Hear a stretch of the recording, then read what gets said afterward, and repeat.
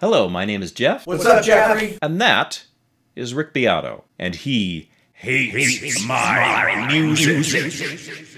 Okay, maybe hate is a little bit strong of a term. But the fact is, he's given me 4 music critiques now. And the most recent one, I feel felt to me more negative than positive. So I had to do some soul searching and figure out, what am I going to do with that negative feedback? Am I just going to pout and sulk and never play music again? Am I just going to dismiss what he has to say? What do I do with this feedback? So I wrote in my little black book here some thoughts on how to deal with negative critiques. And I figured that it would be worth sharing this with you guys to, hopefully help some of you guys out if you get what you consider to be negative critiques sometime in the future.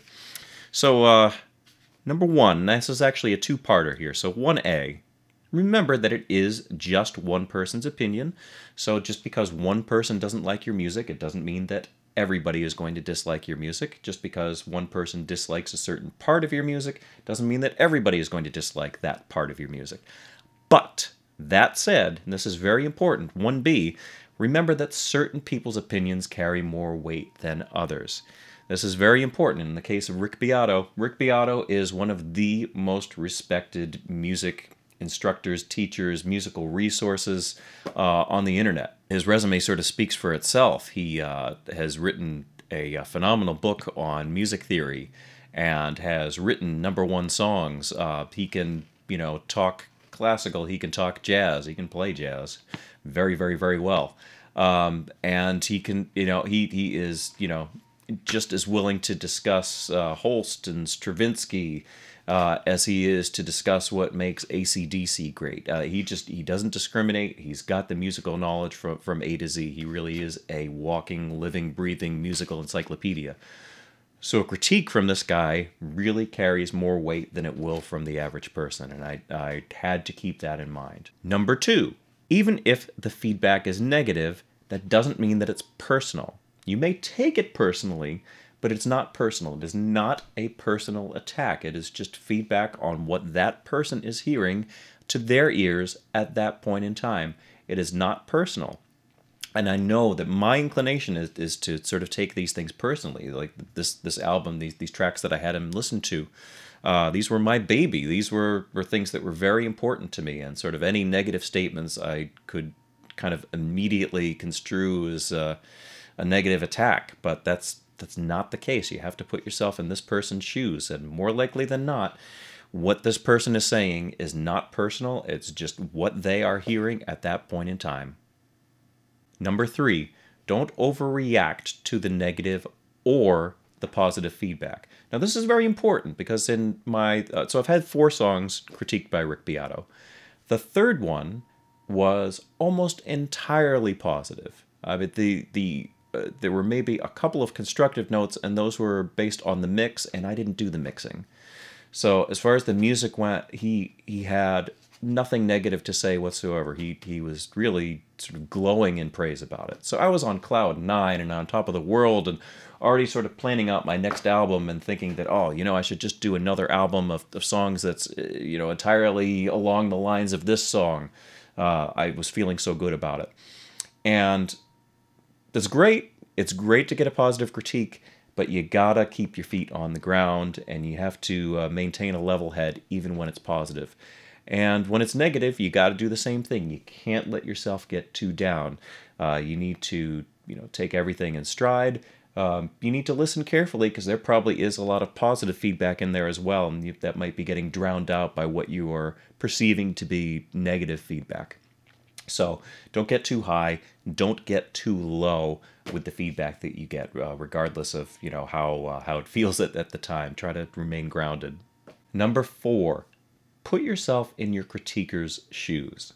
So in the case of Rick Beato, Rick has a club that you can subscribe to, and if you subscribe at the highest level, what he calls his platinum membership, you can get 1 song a month critiqued by him. And that's what I did for the previous 4 months. Keep in mind that he is having to do this for most likely dozens upon dozens of people. I don't know how many folks he has in the Platinum Club, the Platinum membership level, but it's likely dozens, if not upwards of 100 people. Again, it's not published how many people are at the platinum level, but there are lots. And I'm sure a very large percentage of those folks are paying that money so that they can get their songs critiqued by him. So he is probably taking a lot of songs and listening to a lot of songs in a very short period of time. So consequently, he is having to engage his ears a lot. He's having to do a lot of focused listening. He's having to shift genres a lot, because I'm sure that the songs that he's getting are all over the map. Some of them are probably just demos that somebody recorded on an iPhone. Some of them, like mine, are actually completed albums. So he's having to do a context shift all over the place. And it's got to be challenging. It has to be very challenging for him. And moreover, it's got to be fatiguing. So every once in a while, if you hear something and it might sound snarky, or you might interpret it as being snarky, it most likely isn't. It's certainly not personal, as I mentioned before, but more likely than not, it's just a little bit of fatigue coming through from a guy who's been having to do this for hours upon hours upon hours on end, in addition to his normal everyday tasks. This is how the guy's trying to make a living. So I'm sure that his schedule is absolutely just jam-packed full every day, and this is just adding to the load. So just try to keep those things in mind. Try to see things from the other person's perspective when you receive a critique. Number 5, and this is another two-parter. Figure out what it is that you're really hoping to get out of this critique. So why have you handed over your music to this person? What are you hoping to get out of it? Are you trying to get validation that your music is great? Are you trying to improve? Are there certain things? Do you want your mixes to sound better? Do you want individual instruments to sound better? Do you want to find out if a certain solo in a solo section sounds good? Do you want to find out if your melodies are strong enough? Decide what it is that you're really hoping to get out of the critique at the end of the day. Because that ultimately makes a difference. And the second part is you need to decide whether or not what you really need is a critiquer, a mentor, a teacher, or a peer. And there are very distinct differences between all these things. I mean, do you want somebody with whom you will not have an interactive relationship, just hand over music to them and they provide you feedback and that's it? That's the extent of the musical relationship? Do you want somebody who's more of a mentor? So somebody who has been there, done that, somebody you look up to and respect, but somebody with whom that you can have a one-on-one musical relationship with? Do you need a teacher? Somebody who's actually going to teach you how to do these things. So rather than a mentor who's sort of guiding you in a particular direction, a teacher would be somebody who is actually showing you how to do these things. So a very significant distinction between the two. Or do you want a peer? Somebody who is, at a similar musical level to you, that you want to bounce things back and forth off of. And sometimes there can be some intermixing of these things. Teachers can give you critiques, peers can give you critiques, and things like that. But you need to decide what it is that you're really hoping to get. In my case, after getting 4 critiques from Rick, I figured out that, okay, I've gotten out of this what I need to get out of it. And at this point, what I need really isn't somebody critiquing me. What I really need is a musical mentor. And that's not realistic to get out of Rick Beato. It's highly unlikely to have happen. The guy there's just not enough hours in the day. There are too many people who subscribe to his channel who would love to have him as a mentor, and there just ain't enough time in the day for him to be able to do that. And quite frankly, even if he had the time in the day, he might not want to be my musical mentor anyway. It might not be his cup of tea, the stuff that I do. And number 6. This is probably the most important one of all. Start a YouTube channel and react to that person's feedback on YouTube. Okay, so maybe I'm being a bit facetious, but since I happen to have that venue already, that's what I'm going to do here. Slight problem. I spoke with Rick's folks. So Rick runs his club through a site called flat5.com, flatfiv.com. And by the way, I highly recommend, if what you are looking for is somebody to critique your music, and you can get into the club because it is a limited membership. But if you can get into the Platinum Club and get him to critique some of your music, if that's what you're looking for, I highly recommend it. He really does listen to everything. He listens as carefully as he can, and his feedback can be extremely valuable. And obviously, it's coming from an extremely knowledgeable musical resource. So if that's the sort of thing that you're looking for, I couldn't recommend it more. Now, that said, the folks at flat5.com, when I asked them if I could incorporate Rick's footage into this video, they politely asked that I did not. So, using the very latest and greatest of digital deepfake technology, I have completely reconstructed from scratch the Rick Beato critique of my song, Seventh Hell. So you guys are going to be shocked by how accurately this represents Rick Beato. You're going to look at this and you're going to say, I don't get this. Is just, I'm watching the critique. It is really a marvel of modern digital animation, and I hope that you guys enjoy. And again, so what you'll see is you'll see Rick's virtual Rick's critique, and then you'll see me reacting to that, and I'll interject quite a bit. So thank you guys for watching, and enjoy the critique. What's up, Jeff? I'm gonna listen to Seventh Hell right now. You said it's very different than last month, so check it out. Start right in. Filled your head with nonsense. Filled my head with fear. So, Virtual Rick knows this, but what you guys don't know is that this song segues directly from the previous song on the album. So yeah, it sounds like it really just sort of comes in out of nowhere, but that's because there's a really natural segue from the previous song. So that's why it just sort of comes in with a crash and just gets right into it. Filled my life with chaos. Took me into darkness. Took me straight to jail. Took me into blindness.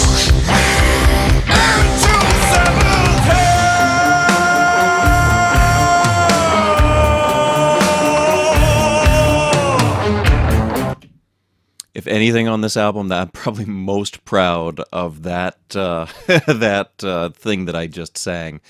Going into this album, I didn't know that my voice could do that, but apparently, when the occasion arises, I can make my voice do that.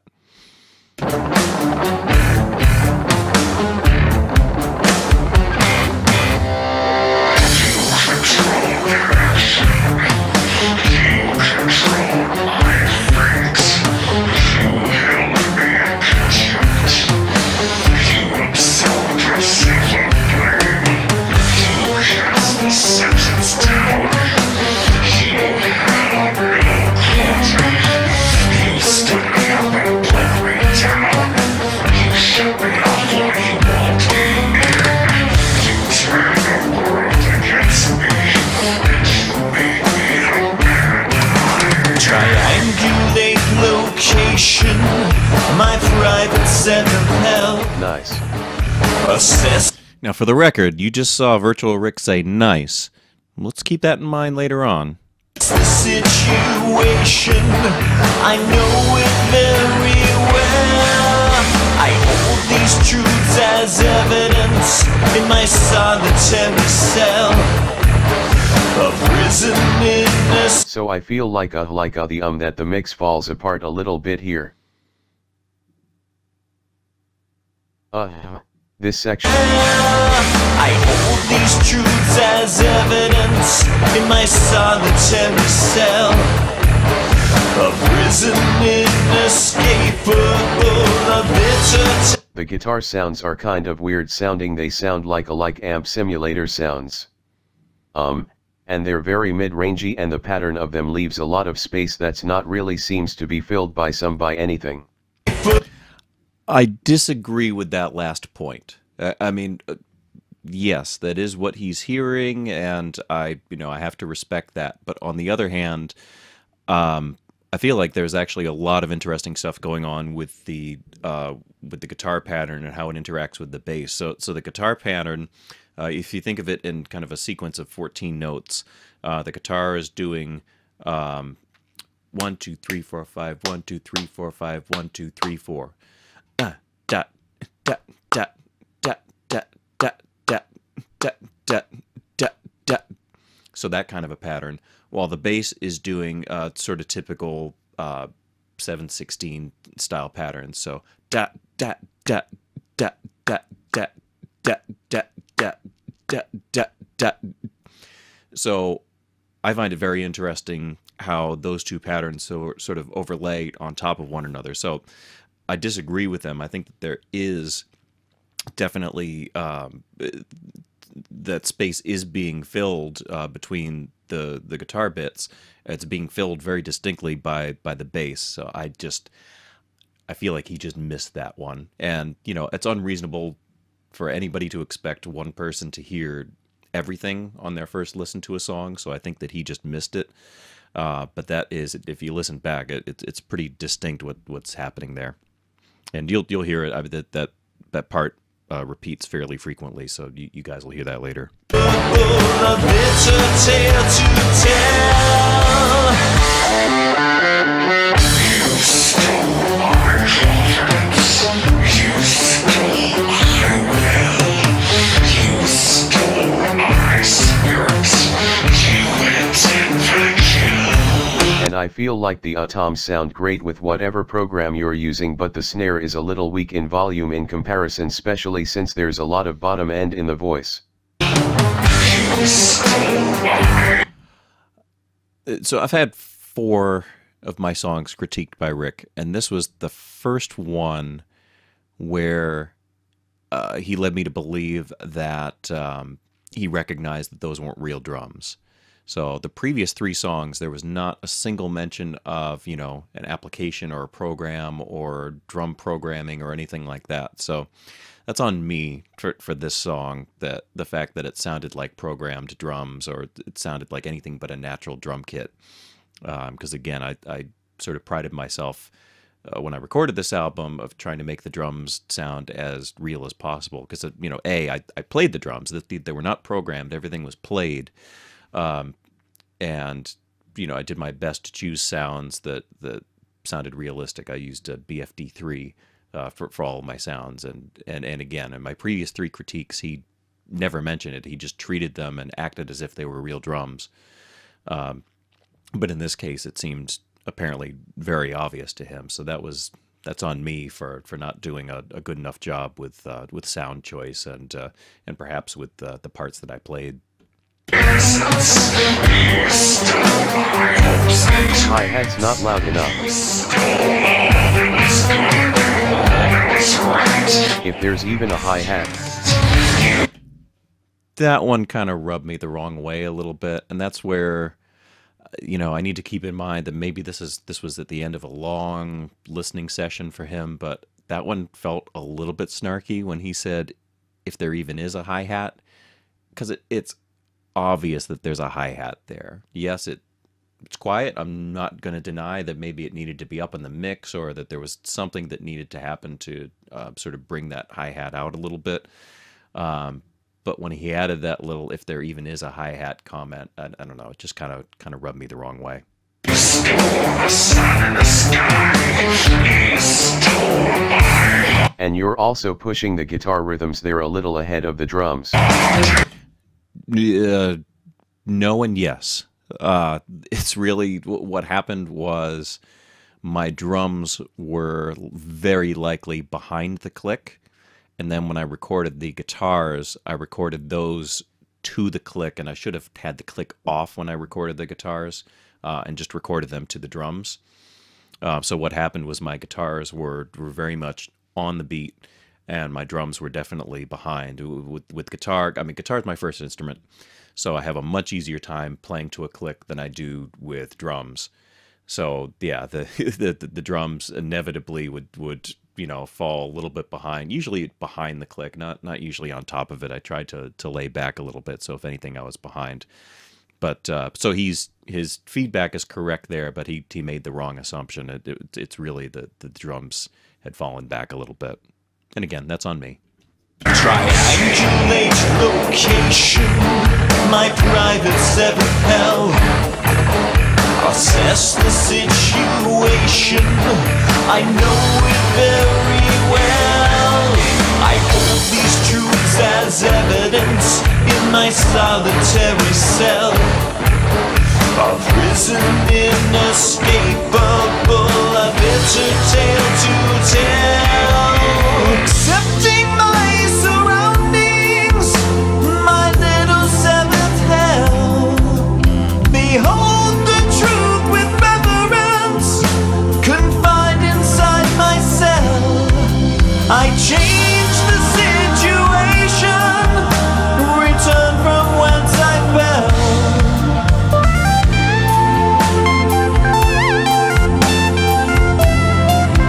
Nice, great.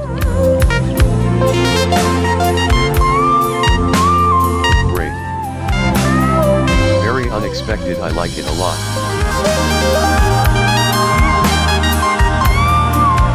Beautiful.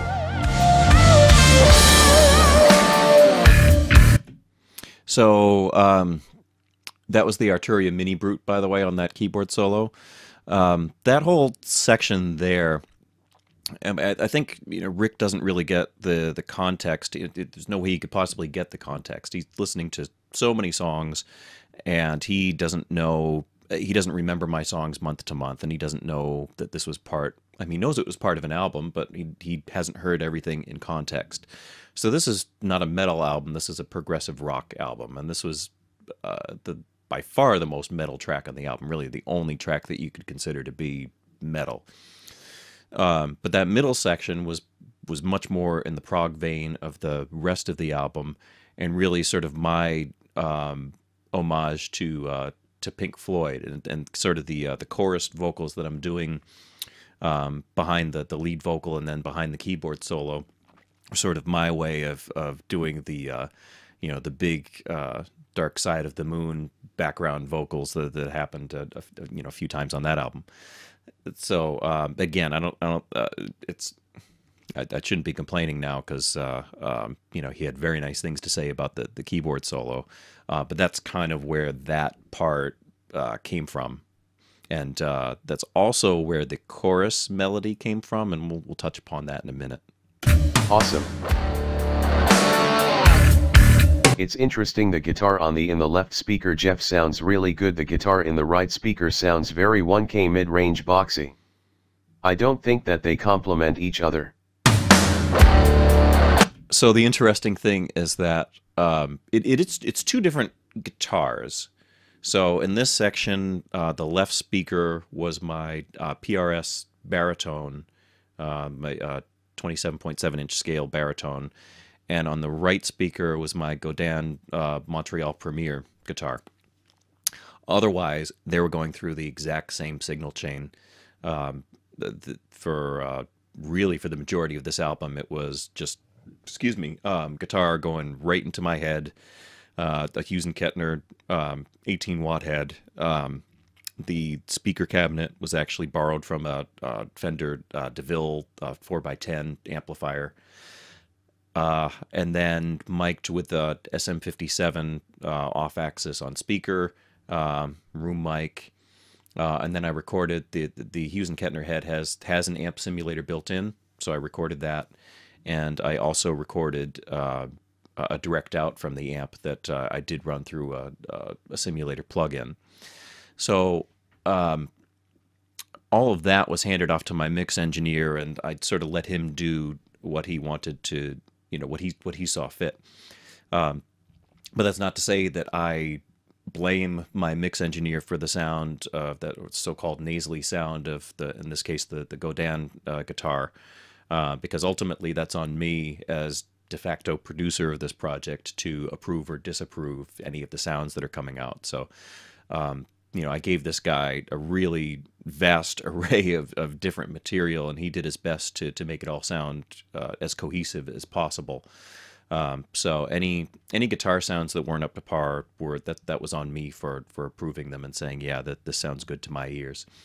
So I certainly trust Rick's opinion, and you know, any future endeavors that I do, I'll be more conscious of how the distorted guitars sound. But it's just interesting that you know, he was saying that guitar A sounds good and guitar B sounds not good, when they were actually, at the end of the day, they were actually going through the same signal chain. So it was just a matter of how they were processed after the fact.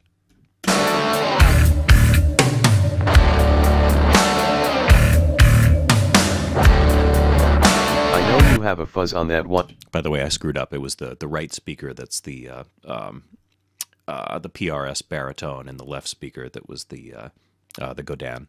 Sorry. In the right speaker, but it just sounds like it's kind of farting out. Bass sounds good.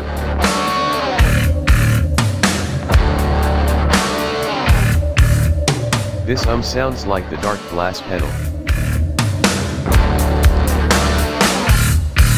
Maybe I need to Google dark glass pedal, but I have no idea what he was talking about there. By the way, the synthesizer in the background of that section, that was the Blofeld. Drums sound good in there. Oh, the drums. So, I want to give my mix engineer some credit, because the specific instructions that I gave him where that section was, is there anything you can do to embiggen the drums? I used the word embiggen. So I'm glad that Rick liked the drums there, because I very specifically asked my mix engineer, is there anything you can do to make these bigger? And I used the word embiggen. So.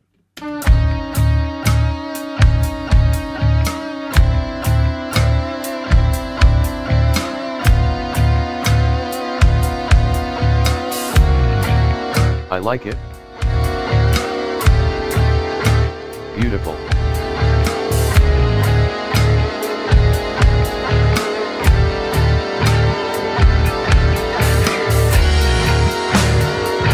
So again, sorry, I'm not letting you listen to this. It's pretty straight through. Sorry.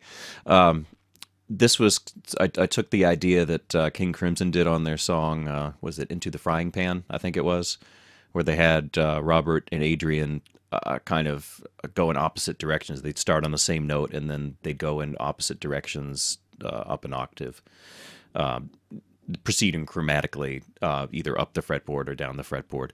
I decided to take it to the next logical extreme, which was every two notes, add in another guitar part. So I called this the cacophony guitar section, where you have these guitars that are peeling off in opposite directions and creating this sort of whole tone harmony as they proceed. So I liked it, and I'm glad that Rick liked it too.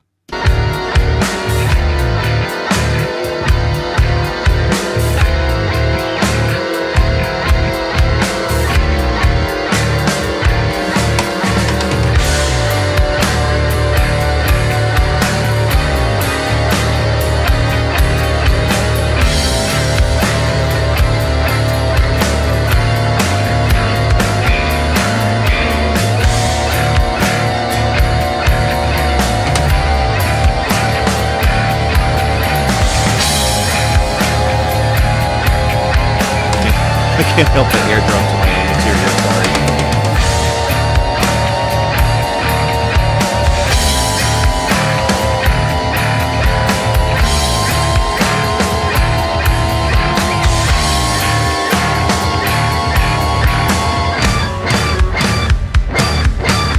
Cool.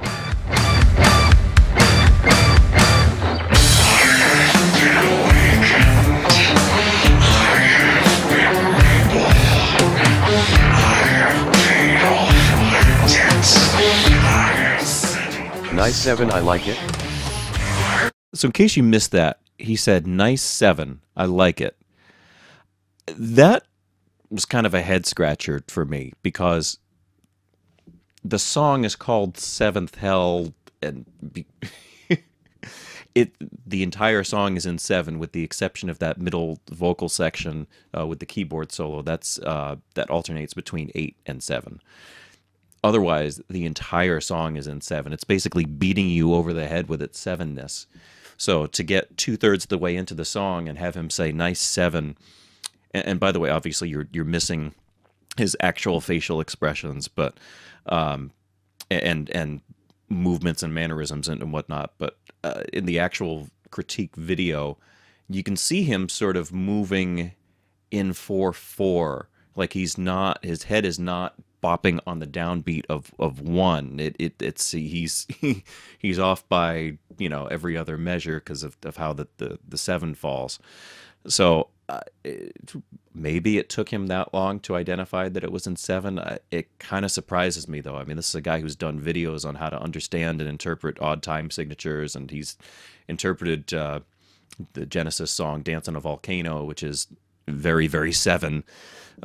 So that comment surprised me, though, when he said "nice 7," because it's like it's called 7th Hell for a reason. Rick, it surprised me.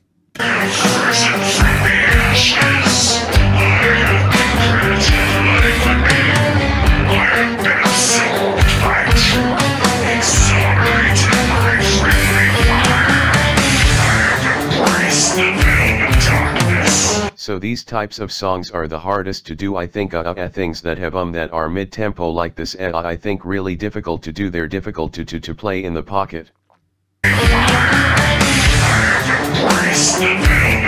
Sounds good. Thanks, good job, Rick. Triangulate location, my private 7th hell. Assess the situation, I know it very well. I hold these truths as evidence in my solitary cell. A prison inescapable, a bitter tale to tell. Triangulate location, my private. Okay, so now by this point, after hearing this section, when it returns here, I'm not that interested in it.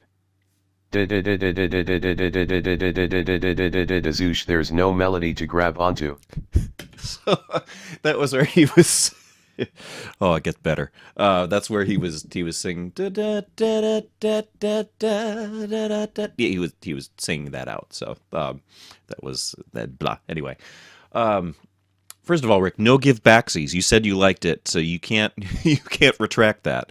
But again, this is where I feel like context is a little bit missing, because this is not a metal album, and this metal song intentionally had homages built into Pink Floyd. So if you think back to Dark Side of the Moon, there are a couple times on that album where you have these melodies that, you know, the lunatic is in my head, you know, that. So it's a very similar kind of simple melody that you know, there's not a lot of variance but between the notes. It doesn't necessarily go too far. It's not too particularly rangy. So that was on purpose. So and again, I guess it's on me, because, you know, to Rick's ears, it's just not working. But I don't know. Maybe he would feel differently if he had that context that of what I was going for there. And maybe even if he had the context, maybe it still wouldn't work for him. But that's what I was going for. Very, very static, and it's the rhythm of it is not interesting. It doesn't move my brain at all. Right? I mean, Location, my private 7th hell.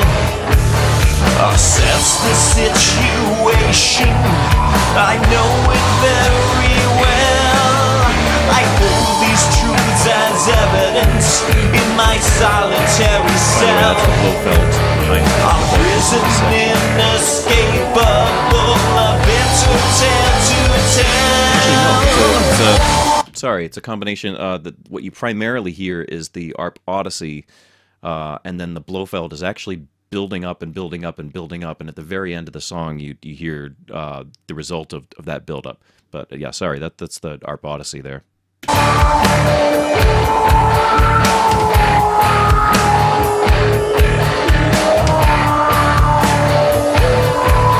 I almost want that kick drum pattern to be busier here, cause I think it starts to plot a little bit. The song does here dun dun do dat da un. I hold these truths as evidence in my solitary cell. A prison inescapable, a bitter tale to tell.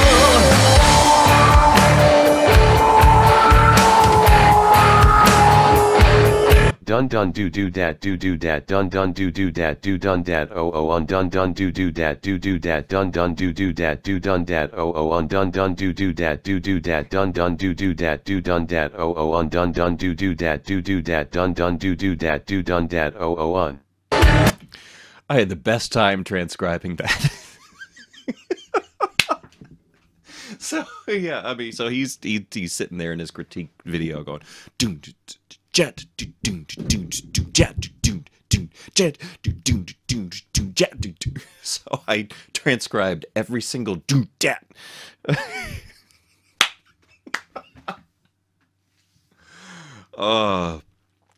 Sorry, I amused myself. Some more like that. Especially later on in the tune like this, when you've already heard this, it needs to drive the rhythm, Jeff. I think the only thing that bugs me about that part of the critique, I agree with it, but the problem is that 10 seconds after he says it, that's exactly what I do with the drum part. And he never actually, he sort of acknowledges it, but not really. He doesn't say, oh, my bad, looks like that's what you're doing here. He talks about the snare in a second.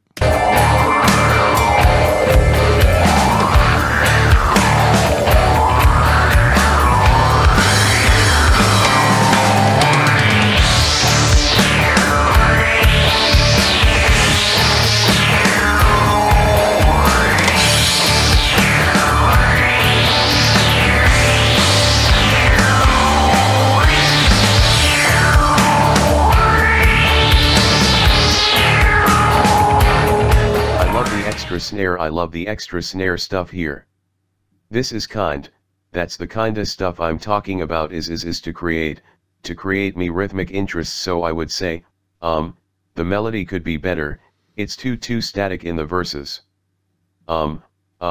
SSS, you've got some I would take that fuzz guitar and find a better sound for it. It sounds way too nasally, way too much 1K, too boxy sounding. For your double track, it does sound wide because you're one guitar in the left speaker, it's not always there.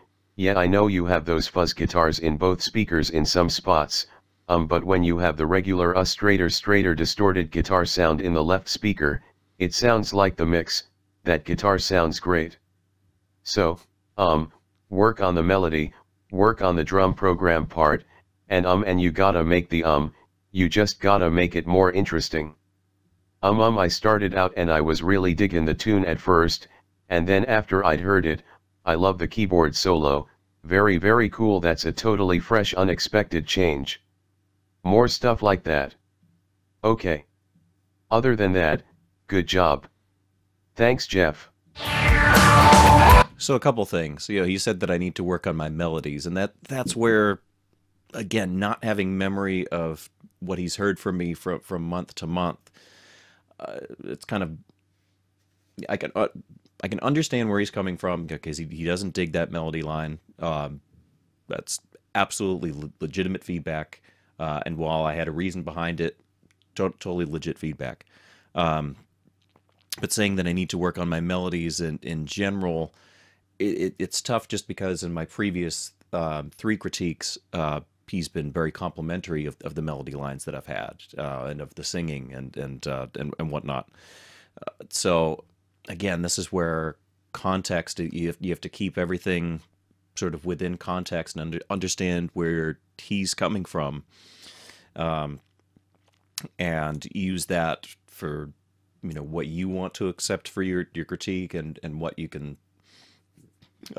just say, okay, I understand where he's coming from, but this is, I'm going to sort of put this bit of feedback aside, because I don't think it necessarily applies universally.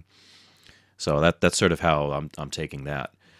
The other thing is, there's like a good minute 14 left in the song that he didn't listen to.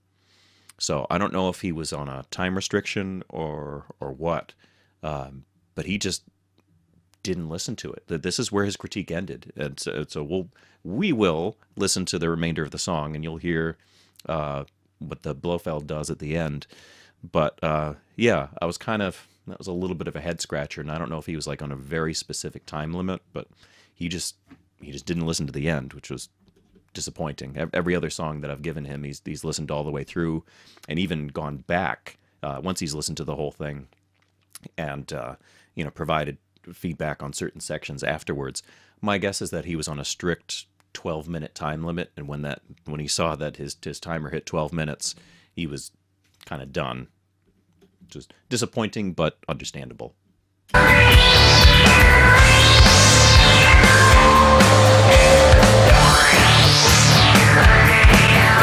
Listen to that kick drum doing different things, Rick.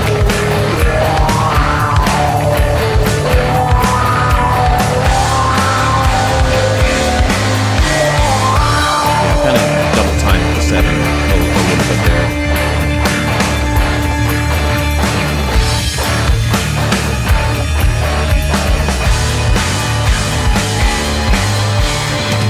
Oh, he also talked about improving the drum programming, and that comment made me bristle a little bit because, again, I need to stress this: it wasn't programmed. It was played. It was performed by an actual live musician on an actual drum kit. It's an electronic drum kit, but it was still performed by a musician on a drum kit. So the fact that it sounds programmed is on me, but I took that personally. Because I sort of prided myself in really playing these instruments, and to have somebody think that it was programmed, that was very disappointing. Because I can promise you, if I programmed that, it wouldn't have been nearly as sloppy as it was. I think if I were to do it again, I would have been more aggressive with the drum parts, especially in this song. So his feedback is legitimate. That's overall, that's what I need to take from it, is the fact that what he's providing me is actually very useful. I think I was being a little bit too tentative as I was recording, because I knew that I had limited time to get this project done, and that meant that I had a limited number of takes for each part, for each song, and so that meant that I was probably a little bit more conservative than I would be otherwise, playing some of these drum parts, again, because I just, drums are maybe my second or third instrument. So I was probably a little bit more conservative to ensure that I got a good take. And in hindsight, I, would have been less conservative, would have taken more musical chances, at the risk of needing more takes, but, with the possible gain of getting some more interesting drum parts out of it. So again, legit feedback.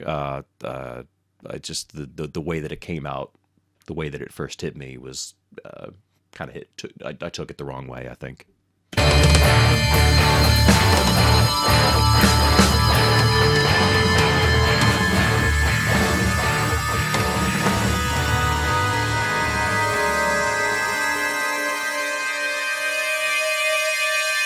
So that's the Blofeld part that had been sort of accumulating over the course of the last minute and a half to 2 minutes of the song. The way I did it was I had my ARP Odyssey, it's the chord ARP Odyssey. I recorded the MIDI from that as well as the audio, and I also recorded just basically me hitting the sustain pedal on. So the net result with this particular, and then I applied that MIDI information to a particular Blofeld sound. So what was happening is that all of these MIDI notes were sort of accumulating on the Blofeld on a patch that already kind of evolved a little bit. So you got this really neat effect of, this sort of evolving, evil-sounding melody at the end. Let me see if I can rewind a little bit, and let's go back 30 seconds or so.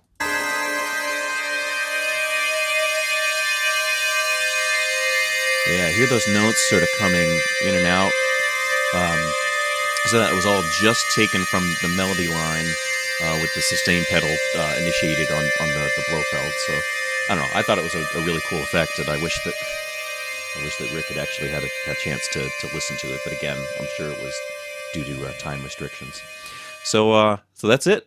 Thank you guys for watching, and I will see you next time. Bye-bye.